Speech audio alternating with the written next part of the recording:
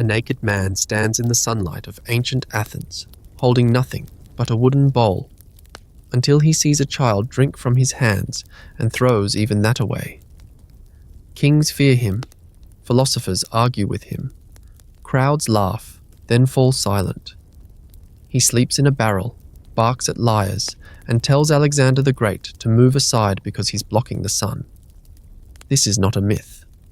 This is Diogenes. And once you step into his world, it becomes very hard to leave.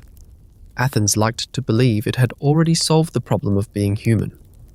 By the 4th century BCE, the city wore confidence the way marble statues wore perfection. Smooth on the surface, carefully posed, and chipped only if you looked too closely. The Acropolis rose above the streets like a promise made of stone. Temples glowed under the sun, dedicated to gods who seemed permanently impressed by human ambition. Everywhere you walked, there were signs that this city considered itself exceptional. Not merely powerful, not merely wealthy, but wise. Wisdom was Athens' favorite word. In the agora, the heart of the city, voices overlapped like waves crashing into one another. Merchants shouted prices. Politicians practiced morality as a performance. Young men with carefully oiled hair followed older men with reputations, hoping wisdom might rub off through proximity. Philosophers argued loudly under colonnades, sculpting reality out of language. They debated virtue, justice, the good life, while slaves carried water nearby and beggars learned where to be invisible. Athens loved debate because debate created the illusion of depth. You could argue about courage without ever being brave. You could define justice without ever being just. You could speak beautifully about self-control while drinking yourself numb at night. The city didn't just allow this contradiction, it rewarded it. Reputation mattered more than truth. Appearances mattered more than discipline. And as long as you spoke well, you could fail quietly. This was the world Diogenes would walk into. But not yet. Before Diogenes, Athens had already tasted philosophical fire. Socrates had roamed these same streets, asking questions so sharp they drew blood. He embarrassed politicians, dismantled experts, and exposed ignorance like rot under polished wood. And for that, the city killed him. Officially, it was for impiety. Unofficially, it was for discomfort. Athens learned a lesson from Socrates, but not the one he intended. Instead of changing, the city adapted. Philosophy became safer, more refined, more abstract. Plato built systems. Aristotle categorized everything that could be named.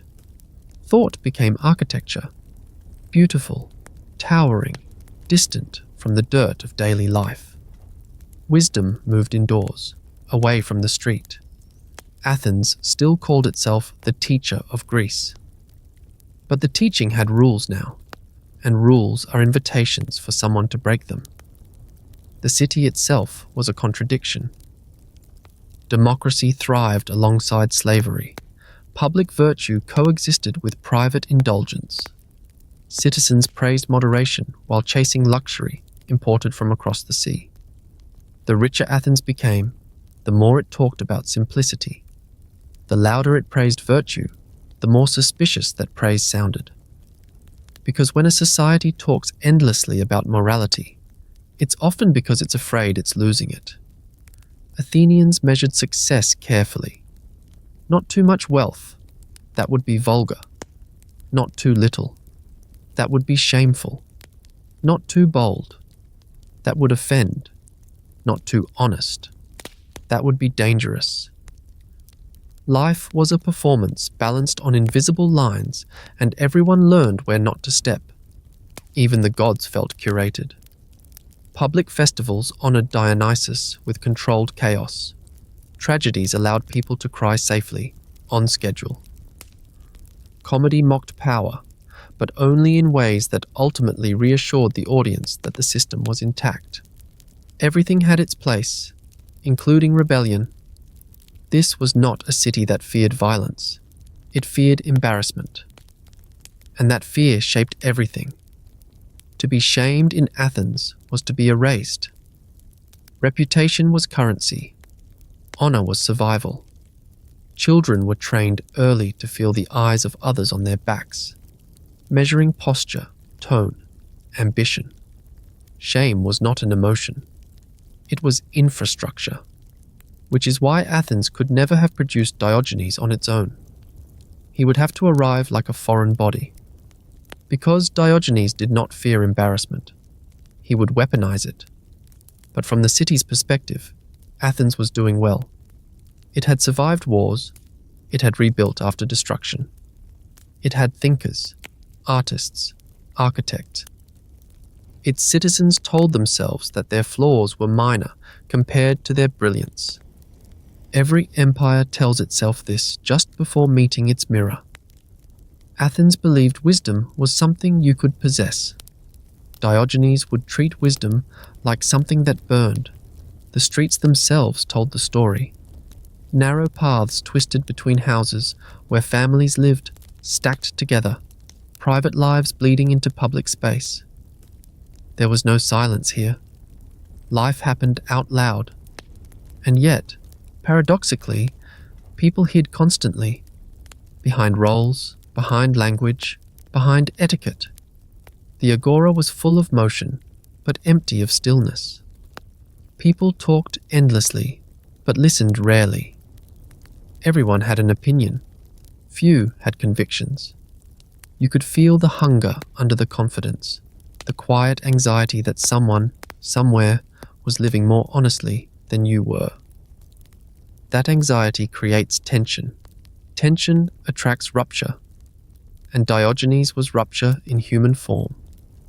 But before his name was whispered with laughter or irritation, before children pointed and elders scowled, Athens was already primed for him. The city's obsession with virtue had hollowed virtue out. Its love of reason had made it allergic to discomfort. Philosophy had become something you admired, not something you endured. Diogenes would endure everything. The city prided itself on progress.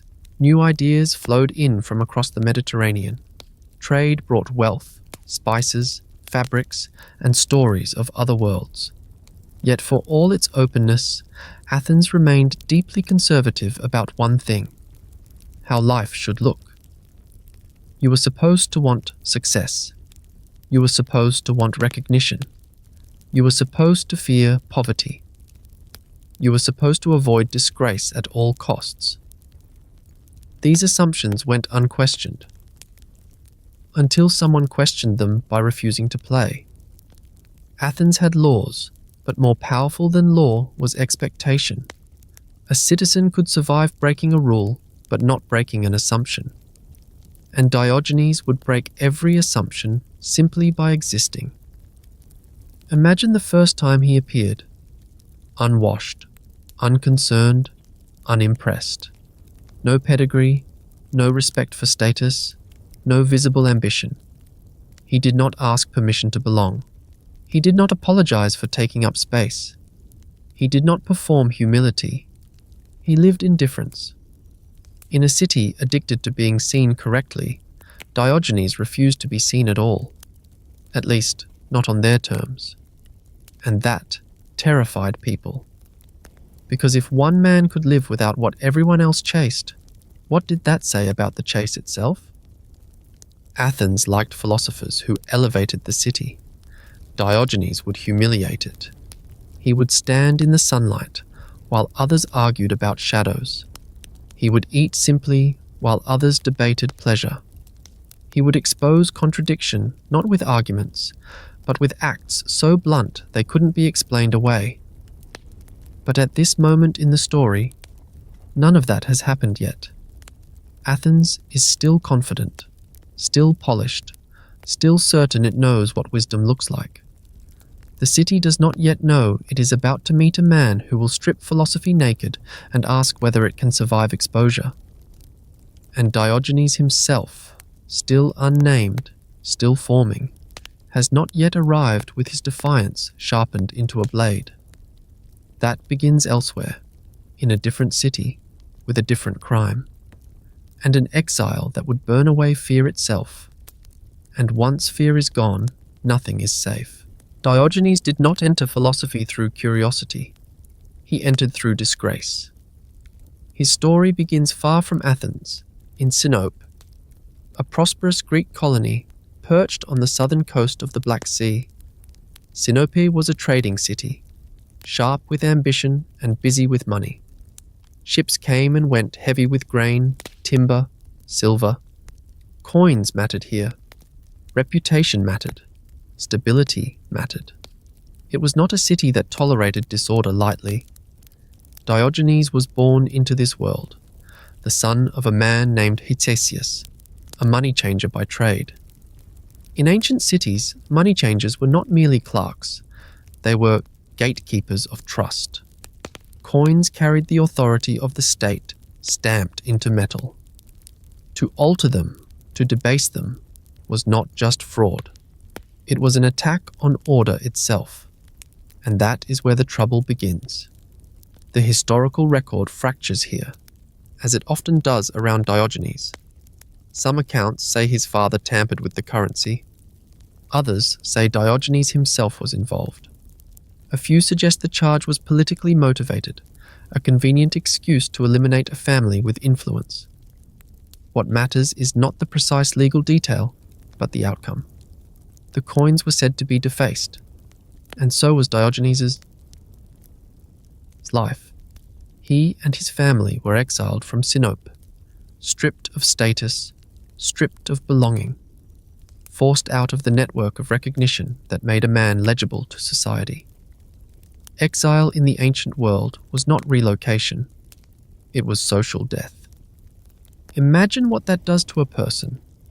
One day, you are someone. You have a name that opens doors, a future that follows predictable lines. The next, you are unmoored.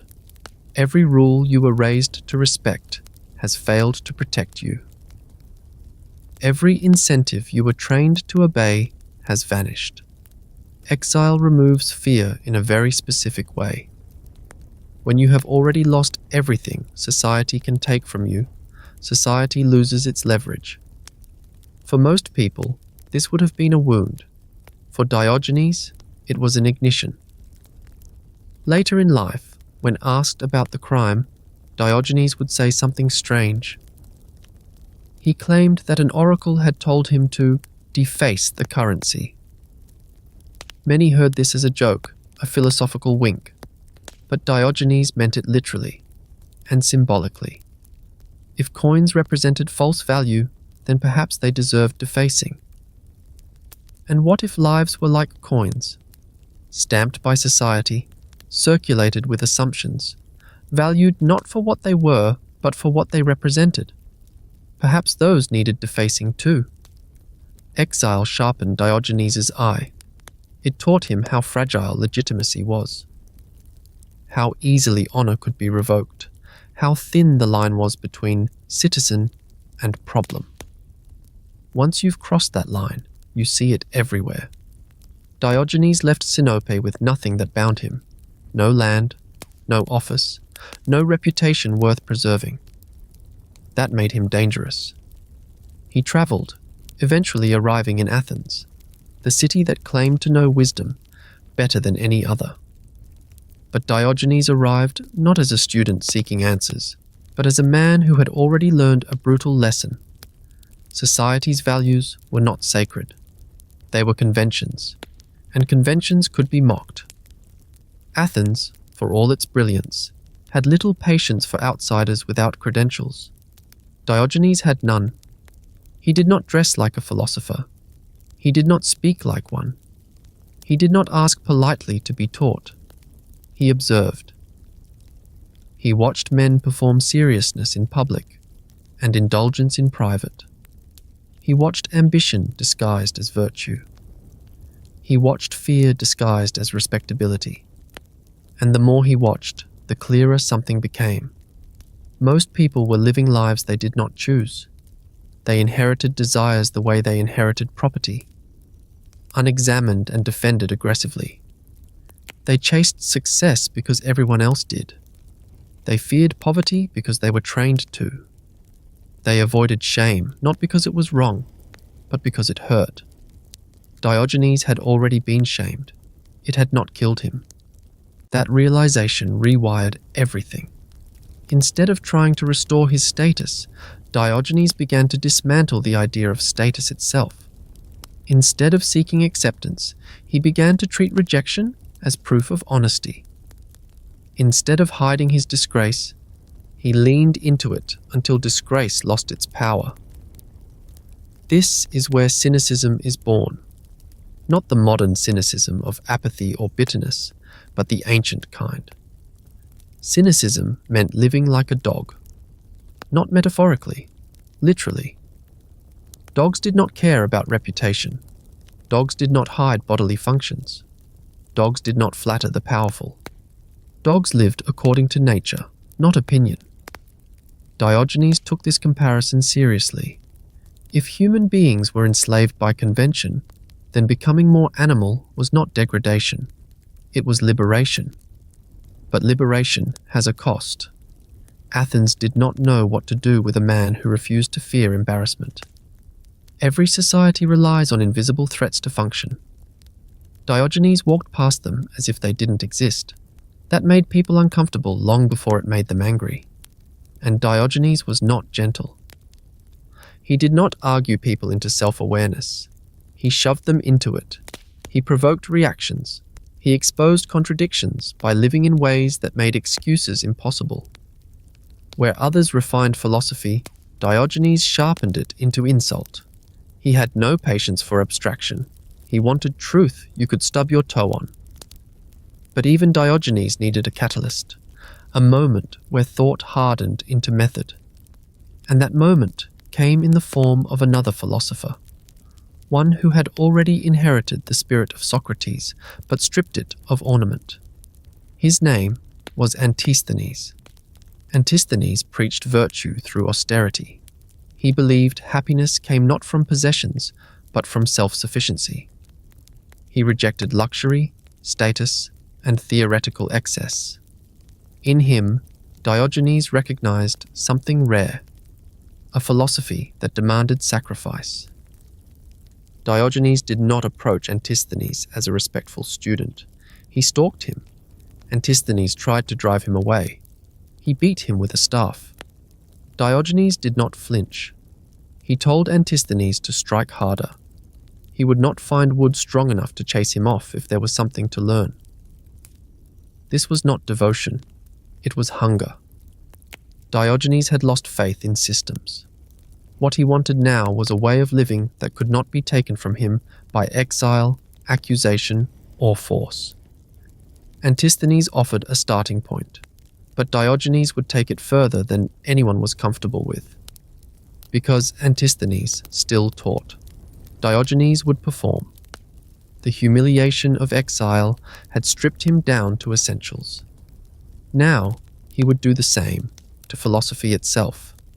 He would take every assumption about happiness, success, dignity, and grind it against reality until it either held or shattered. The city did not yet realize what kind of creature had entered its streets. A man who had nothing left to lose cannot be threatened, and a man who cannot be threatened cannot be controlled. Diogenes was no longer a citizen of Sinope. He was becoming something else entirely, and Athens was about to learn what happens when philosophy stops asking questions and starts pointing fingers. Antisthenes did not want Diogenes. That is where this chapter truly begins. Not with a meeting of minds, but with resistance. Antisthenes had seen enough followers to know the danger of them. Philosophy, once it attracted disciples, tended to soften. It became something you taught instead of something you suffered. Antisthenes had no interest in building a school. He wanted discipline, not devotion. Diogenes arrived anyway. He followed Antisthenes through the streets of Athens like an unwanted shadow. He stood nearby while the older man spoke. He listened without asking permission. When Antisthenes tried to ignore him, Diogenes stayed. When Antisthenes told him to leave, Diogenes did not move. And when Antisthenes finally raised his staff and struck him, Diogenes responded with words that would define his life. "Strike," he said. "You will not find a stick hard enough to drive me away as long as you have something worth hearing." This was not humility. It was defiance disguised as devotion. Antisthenes eventually relented, not because Diogenes impressed him, but because he exhausted him. And in that reluctant acceptance, something volatile was born. Because Diogenes was not there to learn moderation. He was there to learn how far a human being could go without lying to themselves. Antisthenes preached that virtue was sufficient for happiness. Diogenes believed that if this was true, then everything else was excess, and excess was corruption. Where Antisthenes lived simply, Diogenes would live brutally. Where Antisthenes rejected luxury, Diogenes rejected comfort itself. Philosophy, Diogenes decided, had been compromised by civility. Too many philosophers still wanted approval. Too many enjoyed being respected. Too many spoke about virtue while arranging their lives to avoid inconvenience. Diogenes saw this as a betrayal not just of philosophy, but of truth. So he made philosophy impossible to ignore. He did not lecture in quiet spaces. He did not wait for an audience. He performed his life in public, in the most inconvenient places possible. The marketplace became his classroom. The street his text, his own body his argument. This is where Diogenes stops resembling a thinker and starts resembling a force of nature. He owned almost nothing. At first, he carried a cloak, a staff, a bag for scraps, and a small bowl. He trained himself to endure hunger, thirst, heat, and cold. He slept wherever exhaustion overtook him. Not because he had no choice, but because he wanted to be immune to circumstance. Self-sufficiency was not a virtue to admire, it was a weapon. Diogenes practiced hardship the way others practiced rhetoric. He exposed himself to discomfort deliberately, rehearsing misfortune until it lost its sting. Hunger became familiar. Cold became a teacher. Insults became noise. The goal was not suffering. The goal was freedom. Every desire you do not need fulfilled is one less chain. Every comfort you can live without is one less lever society can pull. Diogenes stripped life down to what nature demanded, and nothing more. Food when hungry. Shelter when necessary. Honesty always. Everything else, he believed, was decoration masking fear. Athens did not know how to categorize him. He was not poor in the expected way. He did not beg. He did not flatter. He did not resent the wealthy. He laughed at them. That laughter cut deeper than anger ever could. People began to gather when Diogenes appeared. Not because he advertised himself, but because unpredictability attracts attention. You never knew what he would say or who he would embarrass. Philosophers who prided themselves on clever arguments found themselves speechless when confronted by a man who refused to play by verbal rules. When Plato defined humans as featherless bipeds, Diogenes plucked a chicken and brought it into the academy, declaring, "Here is Plato's man." The laughter echoed longer than the argument ever would. This was not cruelty for its own sake. It was diagnostic. Diogenes believed that complicated theories often existed to hide simple truths. If an idea could not survive ridicule, it did not deserve reverence. Philosophy should be able to withstand reality, not just admiration. Antisthenes had taught restraint. Diogenes turned restraint into provocation, and that frightened people. Because Diogenes did not attack from the margins. He attacked from within the logic of virtue itself. He agreed that happiness required freedom, but then asked why everyone still behaved like prisoners. He agreed that reason mattered, but asked why reason always seemed to justify comfort. The more consistent Diogenes became, the more inconsistent everyone else appeared. And consistency is threatening. Diogenes did not soften with age or acceptance. If anything, he grew sharper. He refused payment. He rejected patronage. He declined invitations that smelled like co-option. Wealthy admirers wanted to support him. He wanted nothing from them except discomfort. To accept gifts would be to acknowledge dependence. And dependence, to Diogenes, was the root of corruption. Even his appearance became part of the argument. He did not groom himself to signal status or respectability. His body bore the marks of exposure, sun, and neglect. To Athenians trained to read appearance as moral worth, this was disturbing. He looked like someone who had opted out of the social contract because he had. But Diogenes did not retreat into isolation. He did not flee society. He lived in its most public spaces. He forced confrontation. He wanted people to feel the discomfort of seeing an alternative way of being that required no permission. The lesson was unspoken but clear. If he could live this way, what excuse did they have? This is where Diogenes surpassed his teacher. Antisthenes still believed in instruction. Diogenes believed in exposure. He did not explain hypocrisy. He displayed it. He did not argue against excess. He made it look absurd. He did not preach virtue.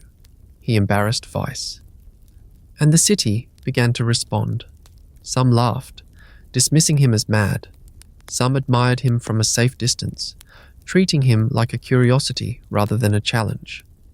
Others grew angry, sensing that his presence made their lives harder to justify. Diogenes welcomed all of it. Attention, contempt, praise, it was all the same. None of it could touch him unless he allowed it to, and he had trained himself not to. By taking Antisthenes' lesson to its extreme, Diogenes crossed an invisible line. He was no longer merely a philosopher practicing austerity.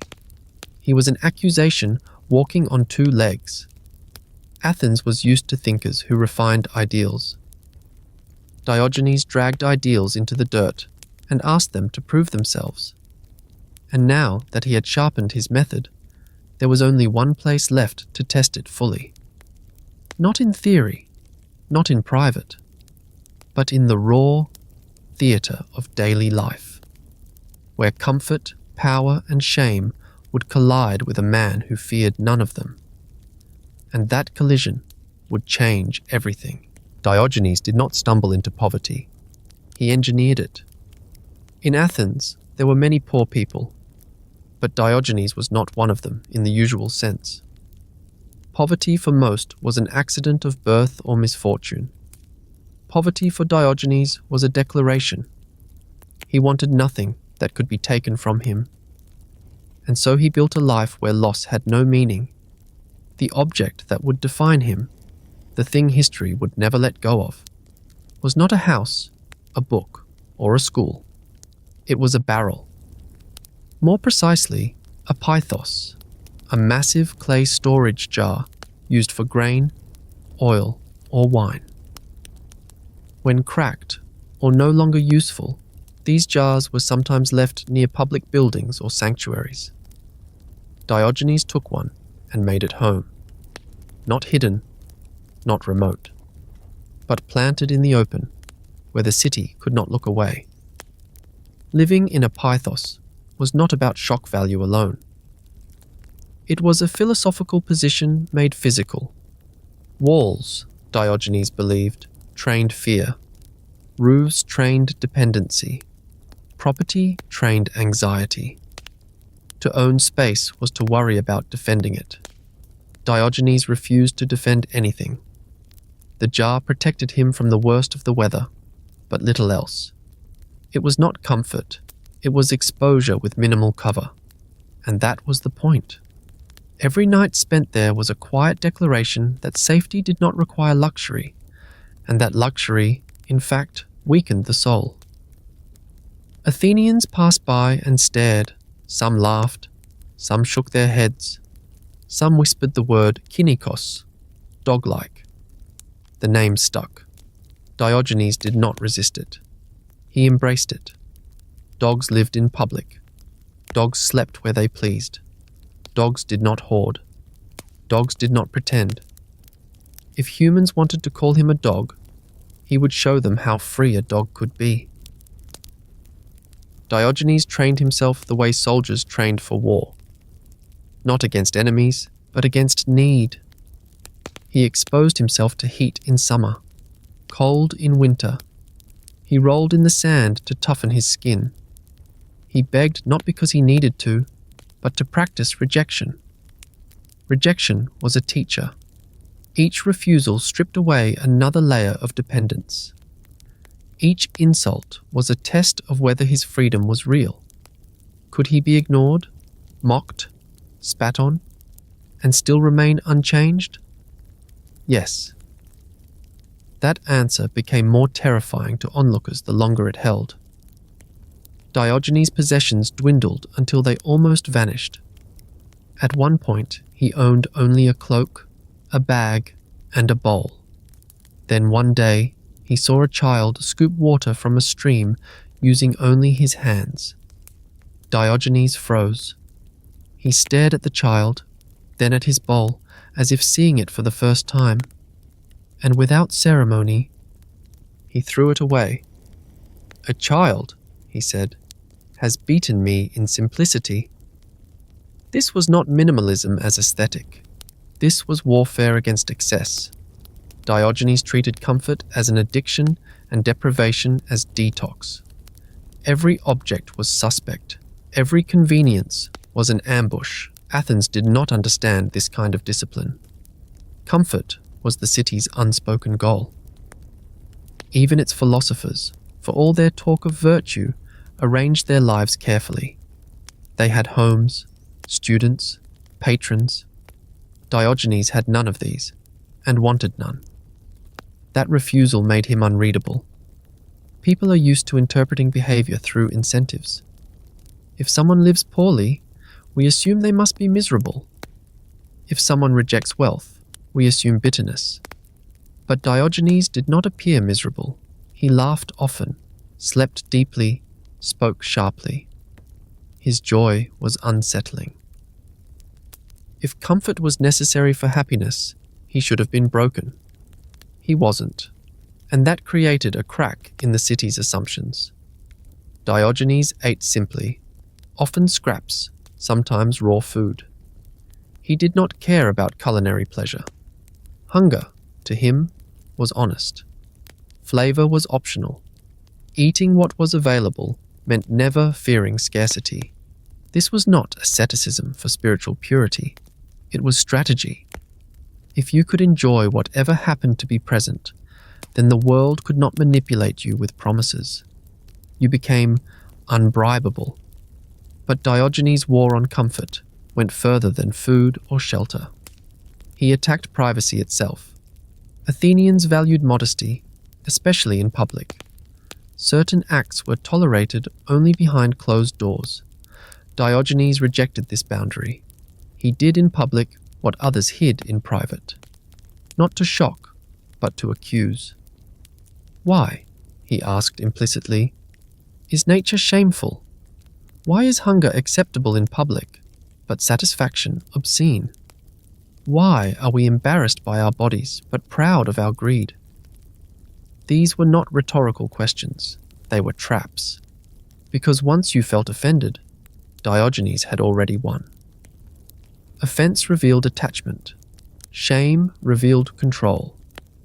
The city's reaction proved his point more clearly than any speech. People called him indecent. Diogenes replied that the indecency lay not in the act, but in the hypocrisy of pretending nature did not exist. Civilization, he believed, had confused repression with virtue. and repression breeds weakness. Diogenes was not trying to reform Athens. He was testing it. Every day he lived in the barrel was an experiment. How much could a human strip away and still live well? How much of society was necessary, and how much was theatre? Athens answered him without words. It stared, it laughed, it complained. But it did not expel him, because in some dark corner of the collective mind, the city recognized something uncomfortable. Diogenes was free in a way most people were not. And freedom is seductive, even when it insults you. Children followed him, imitating his blunt speech. Some adults secretly admired him. A few young men tried to copy his lifestyle and failed quickly, retreating back to comfort with excuses. Diogenes watched them go without comment. Endurance could not be faked. The barrel became more than shelter. It became a symbol, a stationary reminder in the middle of the city that happiness did not require participation in its values. You could walk past it every day and still never escape the question it posed. What do you actually need? Not what you want. Not what you've been told to want. What is essential? Diogenes did not answer that question for others. He embodied an answer so extreme it forced confrontation. You did not have to agree with him, but you could not ignore him. And as his reputation grew, so did the caliber of those he confronted. Philosophers grew wary. Politicians grew annoyed. The powerful began to notice that there was a man in their city who could not be impressed, threatened, or bought. That is when danger truly begins. Because ridicule is tolerable, indifference is manageable. But a man who stands unmoved in the center of your world eventually draws the attention of kings, and Diogenes was about to test whether power itself was anything more than a performance waiting to be interrupted. Power expects recognition. It may pretend otherwise, but at its core, power survives on a simple fuel: acknowledgement, a bowed head, a careful tone, a pause before speaking.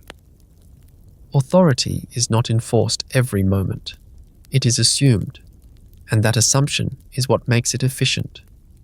Diogenes did not acknowledge power. That refusal turned him from a curiosity into a threat. At first, it was the philosophers who felt his bite. Plato, polished and precise, represented everything Diogenes distrusted: abstraction divorced from dirt, intellect protected by walls. Plato spoke of ideal forms, perfect versions of things that existed beyond the flawed world of matter. Diogenes listened, unimpressed.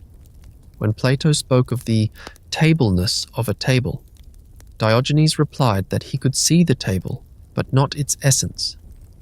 When Plato lectured on virtue, Diogenes ate, slept, or mocked him openly. These were not misunderstandings. They were collisions between two visions of philosophy. Plato wanted to elevate the mind above the body. Diogenes wanted to drag the mind back into the body. To Diogenes, a philosophy that could not survive hunger, cold, or ridicule was ornamental, pretty, useless. He believed Plato's ideas created a refuge for people who wanted to feel wise without being transformed.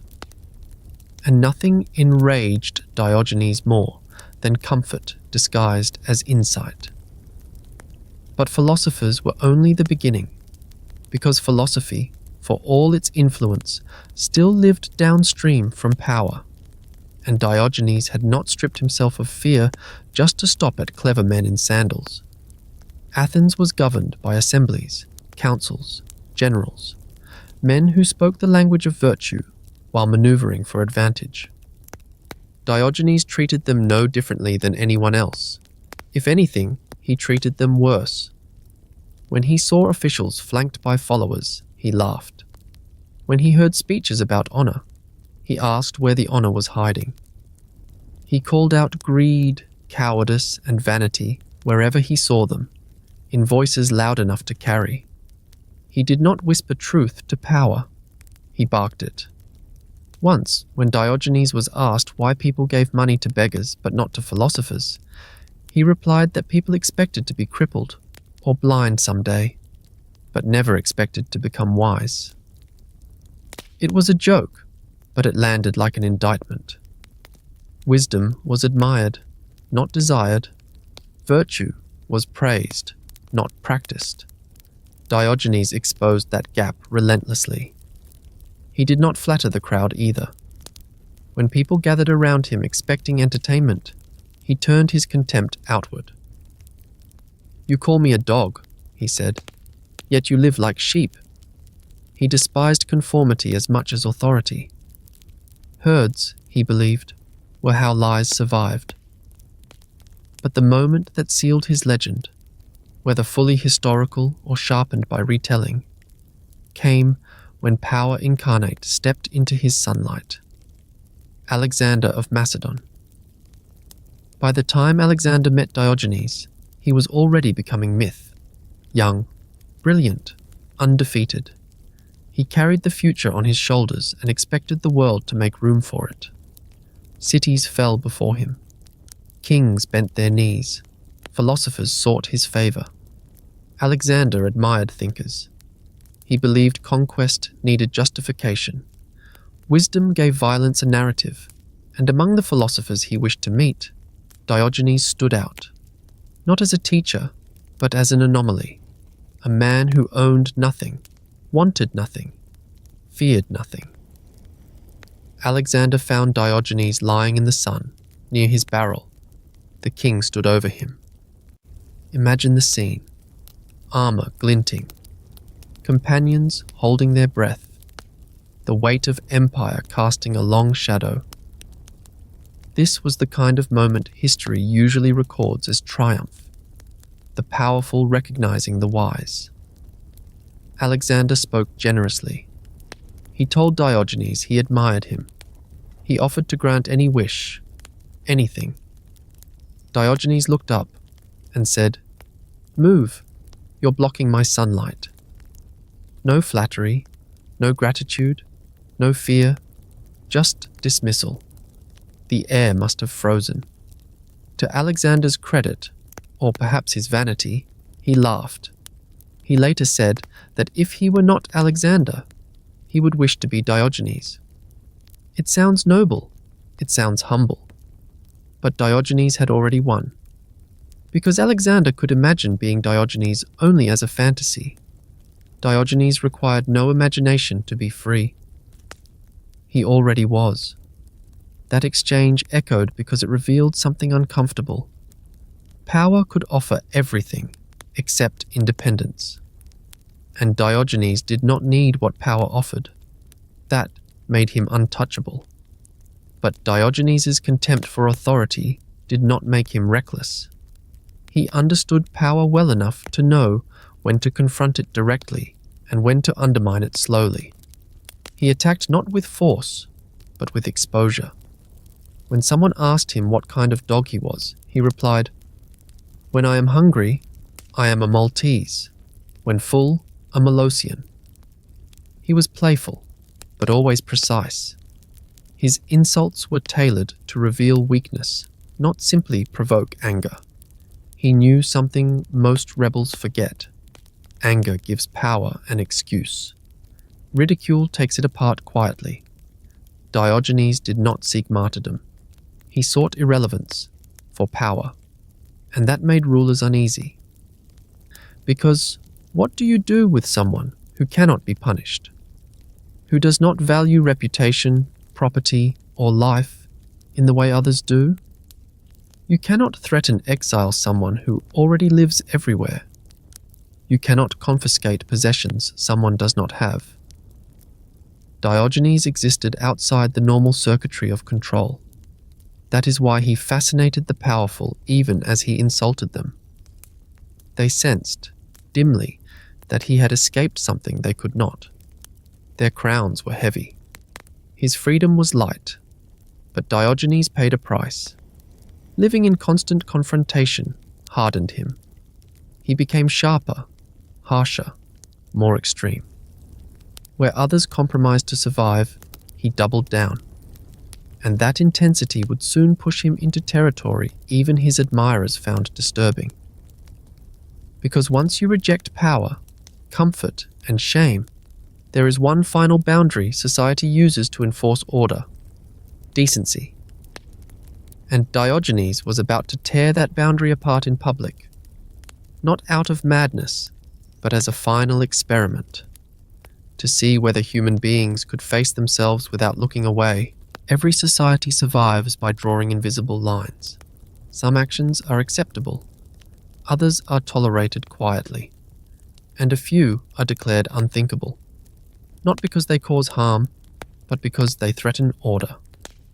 These lines are enforced not by law, but by something far more efficient: shame. Diogenes understood this earlier than most. He saw shame not as a moral guide, but as a leash. It trained people to police themselves, to suppress natural impulses, to obey rules they had never chosen. And once he saw it, he could not unsee it. So he attacked it directly, not with arguments, with exposure. Diogenes performed acts in public that Athenians considered private: eating, relieving himself, satisfying physical needs. He did these openly, calmly, without apology. Not to shock for entertainment, but to force a confrontation with a simple question no one wanted to answer. Why is this shameful? Not illegal, not harmful, shameful. The crowd's reaction was predictable. Laughter turned to outrage. Outrage turned to disgust. And disgust revealed the mechanism Diogenes was targeting. People were not angry because they were harmed. They were angry because their internal boundaries had been violated. Diogenes watched them carefully. Their faces betrayed them. They had been trained to believe that dignity required concealment, that virtue meant suppression, that civilization depended on pretending the body did not exist. Diogenes rejected all of it. If only it were as easy to banish hunger by rubbing the stomach, he once said, after performing an intimate act publicly, as it is to banish desire. The line was crude. That was deliberate. Because politeness softened lies, crudeness exposed them. Diogenes believed that humans had inverted morality. They were ashamed of natural functions, but proud of artificial desires. They hid their bodies, but displayed their wealth. They concealed instinct, but advertised greed. This inversion, he thought, was the root of human misery. And misery loves company. The more people obey shame, the more they resent those who don't. Diogenes felt that resentment every day. He was insulted, mocked, occasionally struck, but he did not retreat. Each reaction proved his point. If shame were truly moral, it would not require anger to defend it. But Diogenes was not an anarchist in the modern sense. He did not believe in chaos for its own sake. He believed in nature, and in stripping away everything that distorted it. Shamelessness for him was not immorality, it was clarity. Animals did not feel shame. Children did not feel shame, until taught. Shame was learned behavior, and what is learned can be unlearned. Diogenes wanted to know what remained after that unlearning. What kind of human stood underneath layers of etiquette, fear, and performance? Athens did not appreciate being used as a laboratory.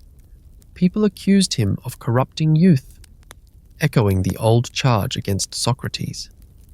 But Diogenes was not teaching children to question authority through dialogue. He was teaching them through example that the emperor wore invisible clothes. Young men watched him with fascination and confusion. Some tried to imitate him, copying the surface, ragged clothing, blunt speech, without grasping the discipline beneath. Diogenes despised them. He mocked imitators mercilessly, Shamelessness without self-mastery was just exhibitionism. And Diogenes valued mastery above all. He did not indulge every impulse. He controlled them by refusing to be controlled by them. There is a difference. His public acts were not compulsions, they were choices, made deliberately to expose hypocrisy. That distinction mattered, because Diogenes believed freedom was not doing whatever you wanted. It was wanting less. It was being so aligned with necessity that temptation lost its grip. Shame, in contrast, created obsession. The more something was forbidden, the more power it gained. Athens was obsessed with appearances, with reputation, with what others thought. Diogenes shattered appearances so that nothing remained to be protected. But this made him deeply unsettling, even to those who admired his courage. There is a comfort in believing that virtue requires decorum, that goodness looks clean. Diogenes dirtied that belief. He forced people to ask whether morality was about behavior or about honesty. And many did not like the answer. Stories spread about him, exaggerated with each retelling. Some were likely inventions, sharpened by scandal. But Diogenes did not correct them. He understood myth as another tool. If people wanted a monster, he would be one, so long as the monster told the truth. He once walked through the agora carrying a lantern in broad daylight. When asked what he was doing, he replied, "I am looking for an honest human being." The joke landed hard, because the implication was brutal. Not that people lied occasionally, but that dishonesty was the norm. That sincerity was so rare, it required artificial light even at noon. This was shamelessness in its purest form. Not exposure of the body, but exposure of character. Diogenes did not believe most people were evil. He believed they were asleep, numbed by habit, distracted by reward, controlled by fear of ridicule. Shame was the mechanism that kept them compliant, so he made himself ridiculous, intentionally. By becoming the thing others feared to be, he freed himself from their judgment. Once ridicule is embraced, it loses its sting. And when ridicule loses its sting, control collapses. But there was a cost. Living without shame meant living without protection. Diogenes was vulnerable to weather, to violence, to neglect. He accepted that risk. To him, safety purchased with self-deception was too expensive. Yet even Diogenes could not escape every net, because shame is not the only weapon society uses. There is another, quieter one, stronger in some ways, force. And one day, Diogenes would discover whether his freedom could survive chains. Not metaphorical ones, real ones. Because philosophy can withstand mockery. It can withstand outrage. But slavery is a different test, and that test was coming. Whether Diogenes sought it or not, the lantern was lit in full daylight. That was the detail people remembered. Not because light was rare in Athens, sunlight flooded the streets, but because the gesture felt wrong, excessive, pointed. Diogenes walked slowly through the agora, holding the flame up to faces, peering at men who prided themselves on visibility. When they asked what he was doing, he answered without hesitation, "I am looking for an honest human being." Laughter followed him at first, then irritation, then something quieter. Because jokes are only comfortable when they are harmless. This one was not. Diogenes was not claiming that people lied occasionally. He was accusing the entire city of living in bad faith. The lantern was not a prop. It was an indictment. In the brightest city of the Greek world, surrounded by speeches about virtue and justice, honesty could not be found without artificial light. The insult lingered. Athenians knew how to deal with critics who argued. They did not know how to deal with a man who exposed without explaining. Diogenes never listed names. He never offered proof. He simply acted as if honesty were absent and waited for someone to prove him wrong.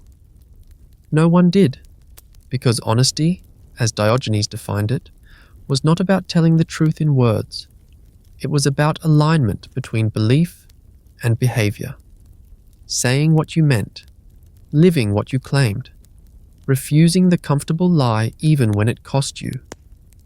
That kind of honesty was rare. Most people, Diogenes observed, lived double lives.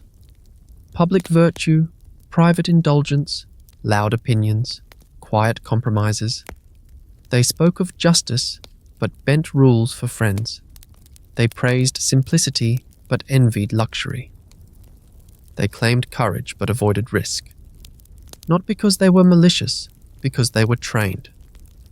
Diogenes believed society produced dishonesty the way a factory produced smoke. It was a byproduct of incentives. If reputation mattered more than truth, people would choose reputation. If comfort mattered more than consistency, people would choose comfort, and then they would call it wisdom. The lantern episode hardened Diogenes' reputation. He was no longer merely obscene or annoying. He was dangerous in a subtler way. He made people feel seen, and not in the way they wanted. Children stopped laughing when he approached. Adults avoided his gaze. Some crossed the street. Others lingered, curious despite themselves. There was something magnetic about a man who refused to lie, even politely. Diogenes' contempt was not evenly distributed. He reserved his sharpest edge for those who claimed moral authority. Priests, orators, philosophers who charged fees, men who spoke of virtue while arranging comfortable lives around their teachings. He called them merchants of wisdom. He accused them of selling reassurance rather than truth. A philosopher, he believed, should be the most dangerous person in the city. Not because he incited violence, but because he destroyed excuses. Philosophy should make life harder, not easier. If it didn't hurt, it wasn't working. This put Diogenes at odds not just with elites, but with the public itself. People wanted wisdom that justified their choices. Diogenes offered wisdom that questioned them. And questioning is exhausting. He had no interest in reforming institutions. He distrusted institutions by definition. Anything stable enough to persist, he believed, had already compromised with power. Instead, he focused on individuals, interrupting routines, embarrassing assumptions, forcing moments of self-awareness. He would stand beside people eating lavish meals and mock their dependence on flavor. He would interrupt speeches to ask whether the speaker practiced what he preached. He would praise beggars for their honesty and insult wealthy men for their fear. Fear was Diogenes' favorite target. Not fear of death, but fear of judgment. Fear of losing face. Fear of being laughed at. He believed this fear shaped more behavior than hunger or desire, and because it was invisible, it went unchallenged. So Diogenes challenged it openly. When people insulted him, he thanked them. When they praised him, he mocked their taste. He trained himself to respond in ways that short-circuited expectation. Praise could not seduce him. Insult could not wound him. That emotional independence unsettled people. Because most social relationships are negotiations. Compliment here, restraint there. Diogenes refused to negotiate. He spoke as if the consequences did not matter, and largely, they didn't. This is where the image of Diogenes as merely a rude eccentric fails. His behavior was not random. It was systematic. He was testing the boundaries of human integrity. How much truth could a person tolerate? How much exposure? How little validation? The answers were disappointing. People preferred comfort to coherence. They preferred admiration to honesty. They preferred belonging to freedom. Diogenes did not condemn them for this, but he refused to pretend it was noble. He once said that people crowded around fortune-tellers, desperate to know the future, while ignoring philosophers who told them how to live. The future was safer than responsibility. That line cut deep. Because Diogenes believed most suffering was self-inflicted, not through conscious choice, but through unexamined habit. People lived in ways that made them anxious, dependent, and resentful, then blamed fate when those lives collapsed. Honesty, for Diogenes, was the cure. But honesty was painful. It required admitting that much of what you wanted was unnecessary, and much of what you feared was imaginary. Very few people wanted that cure. The lantern eventually disappeared. Not because Diogenes found what he was looking for, but because the point had been made. The image lingered longer than the act. Even those who dismissed him could not forget it entirely. Some nights, walking home, a man might wonder whether he had been honest that day. Some mornings, a woman might hesitate before repeating a convenient lie. Diogenes did not need converts. He needed cracks. But the city's patience was thinning. Mockery could be tolerated. Shamelessness could be endured. But a man who made others question themselves quietly, persistently, that was corrosive. And then the unthinkable happened. Diogenes, the man who had stripped away every dependency, who had rejected power, comfort, and shame, was suddenly confronted with the one condition he had not chosen. He was captured, not by ridicule, not by argument, but by force. And the world would learn whether a philosophy built on freedom could survive chains, or whether this, finally, was the boundary Diogenes could not cross. The answer would surprise everyone. The sea does not care about philosophy. It swallows ships with the same indifference it shows to kings and beggars alike. At some point, whether through travel, chance, or reckless indifference, Diogenes found himself crossing water. The details blur here, as they often do in ancient lives. What remains sharp is the outcome. Pirates. They did not know who he was. They did not care. To them, he was a body that could be sold, a life reduced to inventory. The irony was brutal. The man who had rejected every form of dependency was now bound by rope, stripped of choice, dragged into the machinery of force. If philosophy had ever been a performance, this was where it would end. Because slavery is not a metaphor. It is hunger imposed by another. It is movement restricted. It is voice disregarded. It is ownership written onto flesh. Diogenes did not protest. He did not plead. He did not bargain. Witnesses later claimed he laughed. The pirates, confused, brought him to market like any other captive. He was old now, weathered, unremarkable by conventional standards. No signs of strength, no signs of usefulness. A poor investment, one might think. When asked what he could do, Diogenes did not list skills. "I can rule men," he said. The auctioneer laughed. The crowd murmured. But Diogenes was serious. He pointed to a Corinthian named Xeniades and told them to sell him there. That man, he said, needed a master. This was not bravado. It was diagnosis. Diogenes believed that true slavery was not about chains, but about ignorance and desire. Most people were enslaved by their wants, their fears, their need for approval. Compared to that, physical bondage was almost honest. Xeniades bought him, and something strange happened. Diogenes did not behave like a slave. He did not cower. He did not flatter.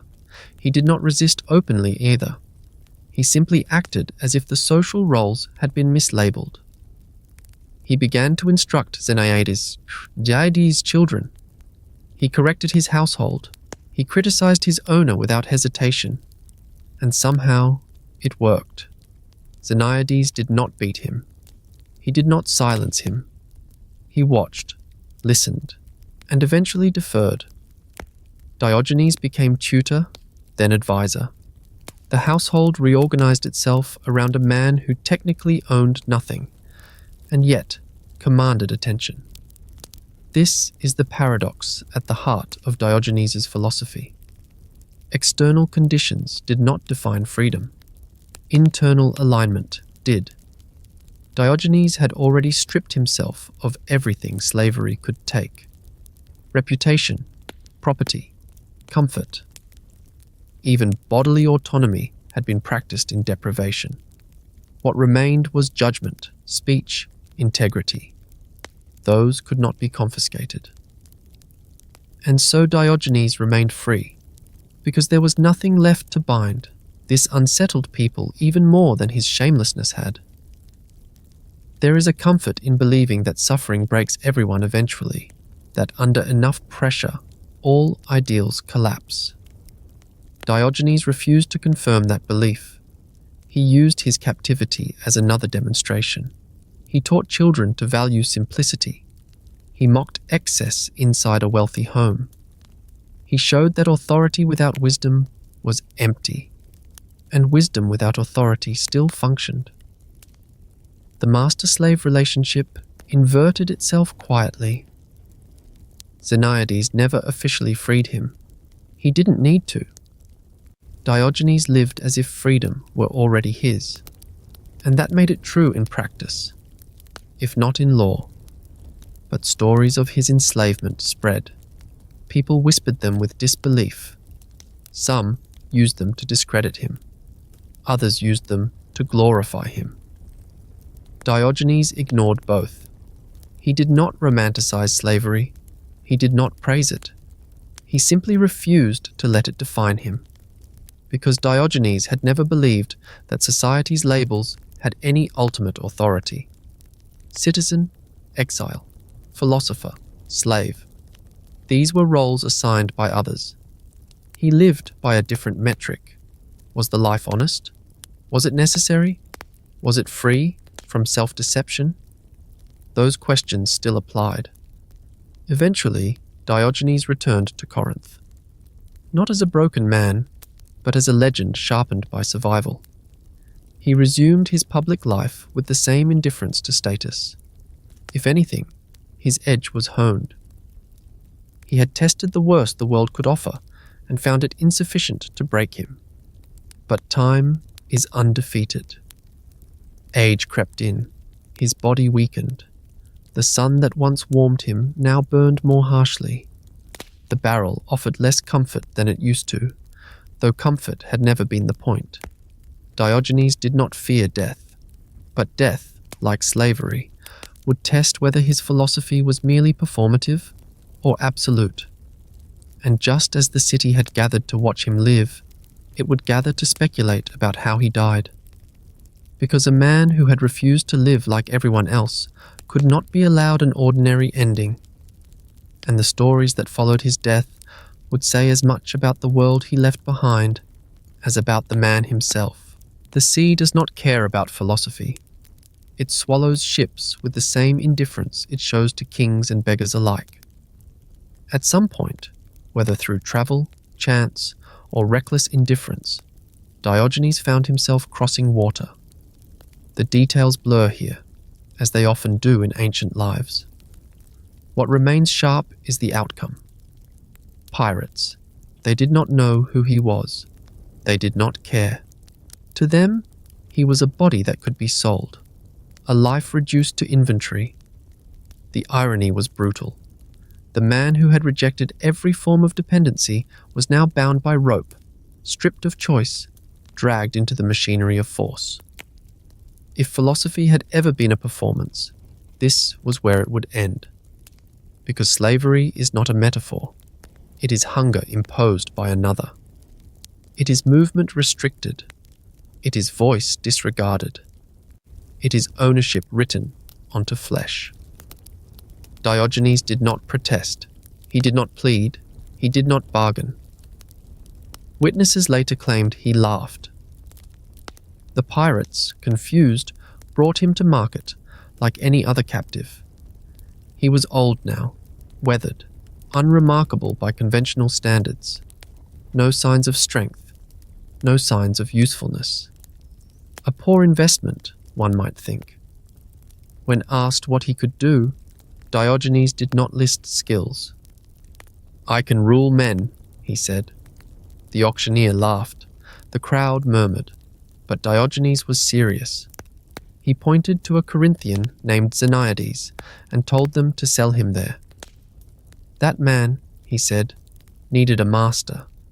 This was not bravado, it was diagnosis. Diogenes believed that true slavery was not about chains, but about ignorance and desire. Most people were enslaved by their wants, their fears, their need for approval. Compared to that, physical bondage was almost honest. Xeniades bought him, and something strange happened. Diogenes did not behave like a slave. He did not cower. He did not flatter. He did not resist openly either. He simply acted as if the social roles had been mislabeled. He began to instruct Xeniades' children. He corrected his household. He criticized his owner without hesitation. And somehow, it worked. Xeniades did not beat him. He did not silence him. He watched, listened, and eventually deferred. Diogenes became tutor, then advisor. The household reorganized itself around a man who technically owned nothing, and yet commanded attention. This is the paradox at the heart of Diogenes' philosophy. External conditions did not define freedom. Internal alignment did. Diogenes had already stripped himself of everything slavery could take. Reputation, property, comfort. Even bodily autonomy had been practiced in deprivation. What remained was judgment, speech, integrity. Those could not be confiscated. And so Diogenes remained free, because there was nothing left to bind this unsettled people even more than his shamelessness had. There is a comfort in believing that suffering breaks everyone eventually, that under enough pressure, all ideals collapse. Diogenes refused to confirm that belief. He used his captivity as another demonstration. He taught children to value simplicity. He mocked excess inside a wealthy home. He showed that authority without wisdom was empty, and wisdom without authority still functioned. The master-slave relationship inverted itself quietly. Xeniades never officially freed him. He didn't need to. Diogenes lived as if freedom were already his, and that made it true in practice, if not in law. But stories of his enslavement spread. People whispered them with disbelief. Some used them to discredit him. Others used them to glorify him. Diogenes ignored both. He did not romanticize slavery. He did not praise it. He simply refused to let it define him, because Diogenes had never believed that society's labels had any ultimate authority. Citizen, exile, philosopher, slave. These were roles assigned by others. He lived by a different metric. Was the life honest? Was it necessary? Was it free from self-deception? Those questions still applied. Eventually, Diogenes returned to Corinth. Not as a broken man, but as a legend sharpened by survival. He resumed his public life with the same indifference to status. If anything, his edge was honed. He had tested the worst the world could offer and found it insufficient to break him. But time is undefeated. Age crept in. His body weakened. The sun that once warmed him now burned more harshly. The barrel offered less comfort than it used to.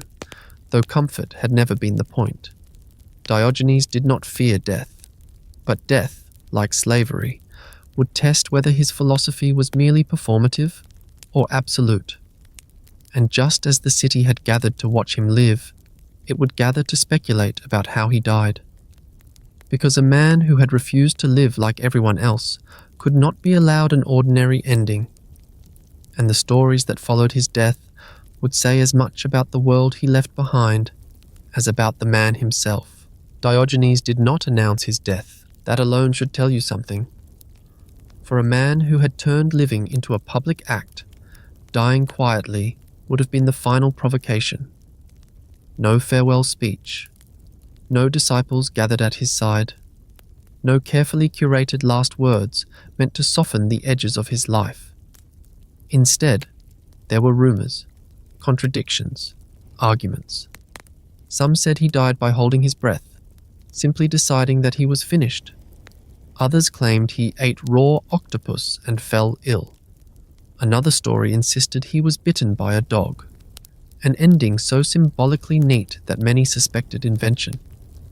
There were even whispers that he starved himself deliberately, withdrawing from life the way he had withdrawn from comfort.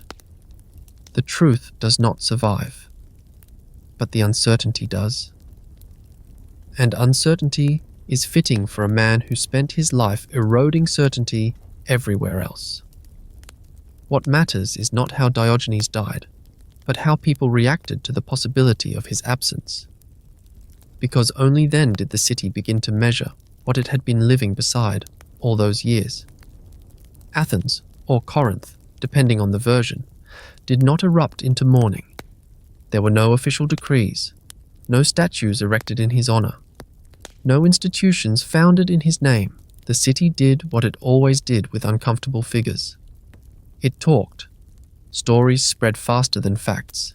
Anecdotes sharpened. The barrel became larger. The insults more precise. The defiance more theatrical. Diogenes the man dissolved into Diogenes the symbol.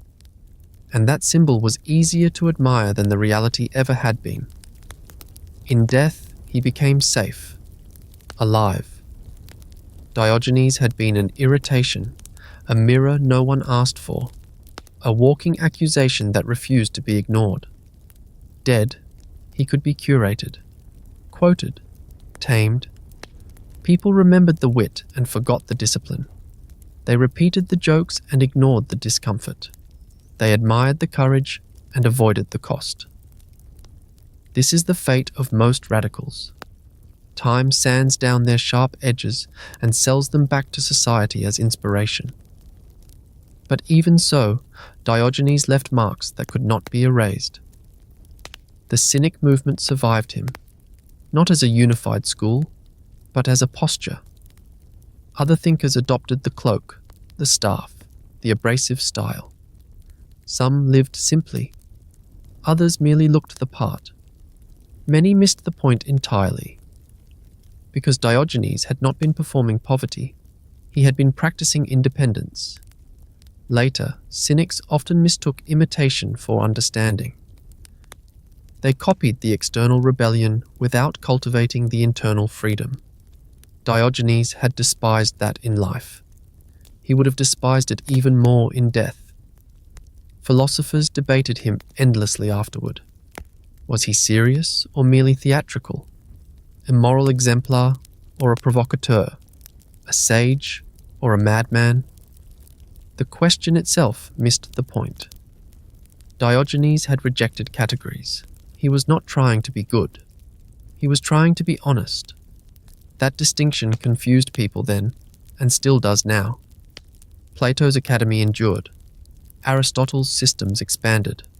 Libraries filled with arguments, classifications, refinements. Diogenes left no writings behind. Nothing to study, nothing to cite directly. And yet, somehow, his presence lingered. Because ideas can be refuted. Lives are harder to dismiss. Every time a philosopher spoke of virtue while enjoying comfort, Diogenes' shadow loomed. Every time someone praised freedom while clinging to approval, his laughter echoed faintly. He became the standard no one wanted to meet. The barrel did not survive. The man did. Roman thinkers would later adopt Cynic language to criticize luxury and decadence. Early Christian ascetics borrowed elements of his rejection of wealth and social status, though they replaced his laughter with guilt and his defiance with obedience. Even modern philosophers would circle back to him when questioning authenticity and freedom. But no one could recreate him. Because Diogenes was not a doctrine. He was a collision. And collisions do not repeat on command. One of the most telling legends about his death involves his burial, or lack of it. Some accounts say he asked to be thrown outside the city walls, unburied, so animals could feed on his body. When told that beasts would devour him, he reportedly replied that he would bring a stick to fend them off. When reminded that he would be unconscious, he asked why it mattered. Even in death, he refused the comfort of ritual. Burial customs existed to reassure the living, not the dead. Diogenes had no interest in reassurance. He did not believe in preserving dignity after life had ended. The body had never been sacred to him. It had been a tool. And once the tool was spent, he saw no reason to pretend otherwise. That attitude unsettled people more than any of his public acts. Death was the final refuge of meaning, the place where society insisted dignity must be restored. Diogenes denied them even that. But in denying it, he forced a question no one wanted to face. If dignity does not come from ritual, from status, from memory, then where does it come from? Diogenes' answer, never written, never softened, was simple. From living without lies. The city slowly moved on. New scandals replaced old ones. New philosophers offered new systems. New rulers demanded new loyalties. Diogenes faded from the streets and entered memory, but memory is not passive. It selects, it edits, it distorts. And in that distortion, Diogenes became many things to many people. A rebel, a clown, a saint, a warning. Each version said more about the storyteller than the subject. Yet something resisted erasure. A discomfort, a question, a sense that somewhere in the past a man had lived in such a way that it made excuses harder. That unease is the true inheritance of Diogenes. Because while cities rebuild, philosophies evolve, and values shift, one thing remains unchanged: the human tendency to trade freedom for comfort, and then call it wisdom. Diogenes did not let people forget that trade. And that is why, centuries later, he still refuses to rest quietly in history. Because the problem he exposed did not die with him. It simply learned to hide better. Diogenes should be obsolete by now. A relic of a brutal, ancient world. A curiosity from a time without electricity, psychology, or modern ethics. A man who slept in a jar and insulted kings should not feel relevant in an age of algorithms, climate control, and endless choice. And yet, he does, not as a hero, not as a model to imitate, but as a disturbance that refuses to settle. The discomfort Diogenes provokes has survived centuries because it does not depend on circumstance. It depends on structure. Human life is still organized around incentives, around approval, around fear of exclusion. We still build identities that require constant maintenance. We still confuse desire with necessity. We still mistake performance for integrity. Diogenes cuts through all of it without updating a single line. That is why he unsettles us. He does not argue against modern life. He exposes a pattern that modern life has perfected. We curate ourselves now with more precision than any Athenian ever could. We measure worth through metrics, followers, productivity, status, while telling ourselves we are free. Diogenes would recognize this instantly. He would not be impressed by abundance. He would ask what it cost. He would not admire innovation. He would ask who it enslaved. He would not envy comfort. He would ask whether it had made us weaker. And those questions land uncomfortably close to home. Because Diogenes offers no safe distance. You cannot admire him without feeling implicated. To agree with him is to admit that much of what we chase is unnecessary. To disagree with him is to admit that necessity is not our real concern. Either way, he removes the illusion of neutrality. Modern culture celebrates rebellion as style. Diogenes treated rebellion as discipline. He did not rebel to express himself. He rebelled to erase himself, at least the false self constructed by fear and desire. That is the part we avoid. We like the image of telling off Alexander the Great. We like the romance of indifference to power. But we rarely sit with what made that moment possible. Years of deprivation, training in discomfort, relentless honesty, the willingness to be despised. Freedom, Diogenes shows us, is not an attitude. It is a practice.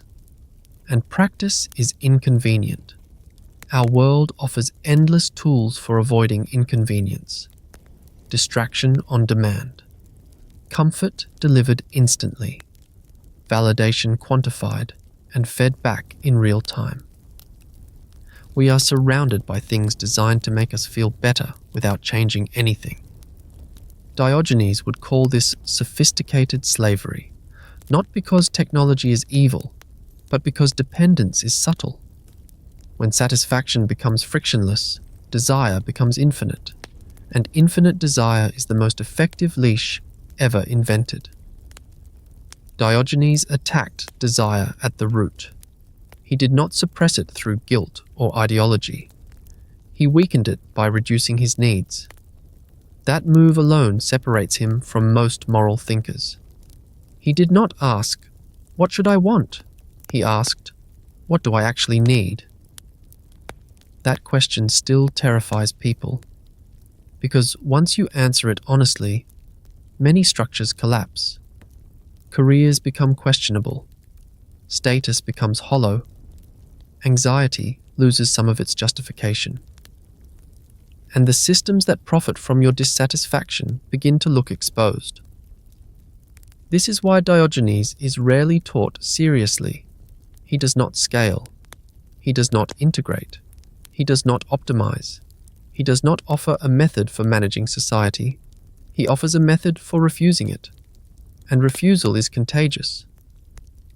But Diogenes was not naive. He did not believe everyone should live in a barrel. He did not imagine a city of cynics functioning peacefully. His philosophy was not prescriptive. It was diagnostic. He was not saying, "Live like me." He was saying, "Notice why you can't." That is the real challenge. Why does the idea of owning less make us anxious? Why does being unseen feel like erasure? Why does the thought of public failure terrify us more than private dishonesty? Diogenes does not answer these questions for us. He holds them up and waits. And waiting is powerful. He also reminds us of something uncomfortable about wisdom itself, that it is not cumulative. We like to believe we are wiser than the past because we know more facts. But wisdom is not data, it is alignment, and alignment is always fragile. You can lose it in a single compromise. Diogenes lost nothing because he had refused to build a life that required maintenance. Our lives, by contrast, are intricate structures of expectation. They work beautifully until they don't, and when they fail, they often fail spectacularly. Diogenes would not be surprised. He saw it coming 2,000 years ago. But perhaps the most unsettling thing about Diogenes is not his rejection of comfort or power. It is his refusal to be admired. Admiration is a way of neutralizing threat. If we can call someone great, we can keep them at a safe distance. Diogenes never allowed that distance. He mocked praise. He distrusted followers. He refused legacy. He did not want to be remembered kindly. He wanted to be taken seriously. And being taken seriously is harder than being celebrated. So what do we do with him now? We cannot live like Diogenes without dismantling much of what holds our lives together. Nor should we romanticize suffering for its own sake. Diogenes did not suffer to be noble. He suffered to be free. The difference matters. Perhaps his value lies not in imitation, but in interruption. In moments where his voice intrudes uninvited into our decisions. When we choose comfort over coherence and call it balance. When we perform virtue instead of practicing it. When we avoid honesty because it would complicate our lives. Diogenes stands there, lantern raised, waiting. Not to judge, not to instruct, but to ask whether we are living deliberately or merely conveniently. And that question does not expire. Because as long as human beings organize their lives around approval, accumulation, and fear, there will be room, somewhere in the margins, for a figure like Diogenes, not to save us, not to guide us, but to remind us that another way of being is possible, and that the cost of ignoring that possibility may be higher than we like to admit. The philosopher who barked at kings never asked for followers. He asked for honesty. And 2,000 years later, the lantern is still lit,